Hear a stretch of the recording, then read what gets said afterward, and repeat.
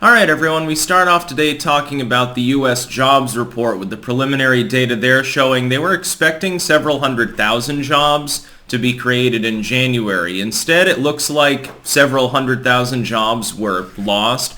That is that the number of actual jobs that existed has shifted into the negative territory. Now, some people are saying, well, that's due to the latest pandemic surge. So, people are effectively taking sick days.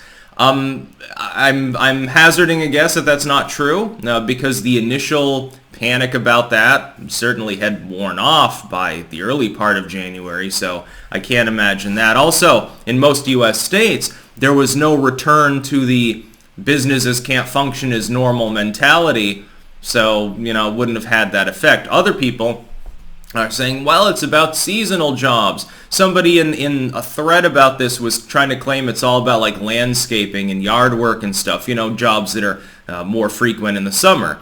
And setting aside the off-the-books self-employed aspect that exists in that kind of local service. And not a big landscaping company, but little Jimmy saying, I'll mow your lawn for $20. Used to be 10, but then Bidenomics kicked in. It's a big yard, I got to make a living. I got to be able to buy something at the store. Ramen soup will probably cost $20 a fucking six-pack with the Bidenomics going this way. But that's not to do with it. In the northern hemisphere, certainly, especially in more mountainous areas, winter brings in a plethora of jobs. Vermont has a massive seasonal job industry. So does New Hampshire, certainly Colorado, parts of California, actually. Who would want to go to that shitty state right now? So that completely offsets the loss of summer jobs. Just to be clear, you get another surge in winter right around January. Well, it's still negative. We lost several 100,000 jobs in the U.S. economy. This is due to Bidenomics. This is due to the fact that the lie of people are quitting their jobs to get better jobs. We've got more lateral mobility now in the economy because Biden is so great is horseshit. Now, that's not reality. What's happened is you've got one group of people dropping out of the workforce to enjoy the expanded federal unemployment benefits. Well, that's not even tabulated in the jobs reports because they've dropped out of society completely at this point. Hopefully, instead of just sitting there getting gibs and wasting their time, at the very least, they're building a new skill. That's what I've encouraged people to do. Look, you're sitting on your couch out of work for 6 months, maybe a year. Well, read a couple of books. Take up a hobby and make that hobby into something more than just a hobby. You put yourself on a paying basis. There's your vertical mobility. Some people are taking that advice. Good on you. Society may consider you temporarily lazy, but in the long term, you'll do a lot better and be more productive potentially. At the very least, you got a bigger possibility of doing that. Other people, not so much. That's just one part of it, though. Wages are not keeping pace with inflation. People at the very bottom almost don't have an incentive to work at some point in parts of the country. And then you do have, continuing, the lockdowner sentiment of some states, certainly California, certainly places like New York, to the point where enormous swaths of those populations are leaving. But it takes them time in some cases to cement a new job, hence what you're seeing here. Now, before I go into this further, keep in mind, I make exclusive videos every day that are not on YouTube. So if you are watching on YouTube, keep in mind there will be a pinned comment down below with links to other video hosting sites that I use, as well as in the description. There's also a link in the description archived, of course, to this particular job story. Some people keep coming to me and saying, well, when are you going to make a video on Whoopi Goldberg? When are you going to make a video on, this volcano just blew up and killed a bunch of people? I may have already made it. If you're not watching me on at least one of the new tech platforms that I'm using, you may not have seen it. YouTube now punishes people for making more than one video a day.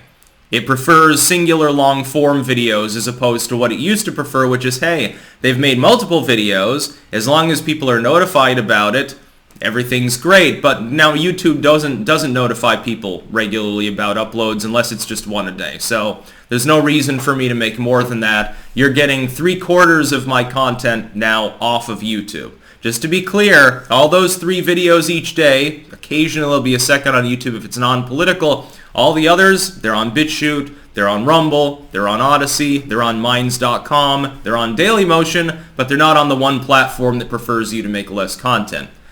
It's a bloated platform, so I guess size-wise it makes sense, but they should probably tell people that that's a thing, although the quartering figured that out a year ago. Here's the thing. One of the remaining selling points of the Biden administration has been the big lie about job growth, and to an extent wages. It had been COVID. That was the big selling point up until a couple of months ago, when it was clear Biden didn't really have anything to offer. Now he's deep underwater there too. So he's deep under with the economy in general. He's deep under with the border. In fact, it's his lowest marks on that. I wonder why. Now on medicine, on health response. The one thing left that he could talk about was, hey, well, in the first year of my presidency, we made a record number of jobs. It's the highest we've seen in human history. Number one, that's wrong. That's not the growth of new jobs by and large. You wiped some jobs out with lockdownerism. Some of them were in brownout mode and came back. That's not creating a job. That's either restoring one that was there or replacing one that was already lost.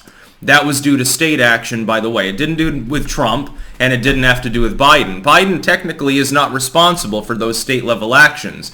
Insofar as that involves the new job report, it's not Biden. The problem is that his administration informs the states. It gives advice to them, do this, do that with this money, etc. This is the step we need to take in our disaster response. That is his fault. Even if he is just a steward who has a bunch of puppet masters that jerk him around like a puppet and just speak through him like he's a fucking Muppet, he's on the Muppet Show, he'd be one of those grumpy old men up in the theater there that sardonically laugh at all of the performances and insult one another. Maybe less coherent than that, but we'll get past it for the moment. But it is still the Biden economy. There is nowhere else for the buck to stop. The re-regulatory apparatus doesn't help. All Biden had to do, by the way, to manage the U.S. economy was do nothing. The economy was already doing well. In the wake of the initial lockdownerism, millions and millions of U.S. jobs were destroyed. Subsequent, over the course of more than 6 months, when Biden wasn't in office, despite all the supposed hardship, most of that came back. Things were already recovering. Things were doing fairly well. Certainly much more well than have been done under Joe Biden. You've had jobs reports that keep coming in below mark. This one disastrously so. This is not a jobs report that you're going to see Elizabeth Warren tweeting about how great the economy is. You've got out of control inflation, which is expected to move higher. We're going to get that report in a few days. I guarantee it'll be above 7%. Under the measurements used in the 80s or the 90s or whatever, before they fixed the measurements, it'd be well within the double digits. It'd be like 15% inflation. Wages, while they're growing, aren't remotely keeping up with that. Even if you use the trimmed inflation number and the most optimistic appraisal of real wage growth, it still lags behind by several points. People are effectively losing money right now. If they've got savings, the savings have been depreciated. If they're earning normal wages, hourly, salaried, whatever, and they aren't in that class of people that have more tangible assets, they're losing money month over month. Every single month, the costs keep rising faster than the wage growth. Now, we find that hundreds of thousands of people have lost their jobs. And no, it's not seasonal. It's not solely the result of state action. Part of it has to do, again, as with many things in the Biden administration, with optics. There's less investment going on. Business confidence and consumer confidence have plummeted. People are buying less because they're not confident that they'll necessarily have a job. Investors aren't investing as much. There's a sense of overarching, growing pessimism within the economy. I saw a piece the other day talking about, well, the Biden economy is still doing really well, so why do people perceive it so bad? Aha, it's because of a change in coverage around May and June. Yes, because the legacy media for the first time admitted things weren't all hunky-dory. Well, that's just called keeping Biden to account for his shitty economy. It was shitty anyway. They were just hoping that if they put a smiley face on it, everyone would go back to normal, everything would be fine, and it would become self-fulfilling, because a lot of economics is voodoo bullshit. It's optics. It's strategy. It's not really about the numbers. It's not really about productivity. It's the manipulation of numbers. It's the perception of productivity. That's really how an economy is managed these days, smoke and mirrors style. Don't mind the incense smoke, by the way. That's why the jobs report came in so lackluster. There are people that don't want a job, people that can't find a job, people that are in between jobs because they fled some state in which you're not able to live a normal lifestyle, like California or New York, and partially because of re-regulation. Again, if Biden had been smart, he would have been continuing the deregulatory surge of Trump. That's the only reason our economy didn't slip into a depression, because of the initial problems from the pandemic. I strongly believe that if Hillary Clinton had been president during that crisis, we'd be in a depression right now. By the way, Biden would not have been elected. He wouldn't have bothered to run because he's like, well, Hillary will just have me asphyxiated, Scalia style or something. I'll be Vince Foster. No thanks. So the economy is not doing well. No, the growth in jobs has stalled out. There are still, 5-10 million jobs lost over the course of the lockdownerism that never came back. I love it when they trot out the artificially low numbers for unemployment that don't take into consideration any aspect of labor force participation. I love that one. It's bullshit. And people are beginning to know that it's bullshit, and so they're being more cautious with spending. They're being more cautious with their career moves, leading to this sort of thing. It's a readjustment.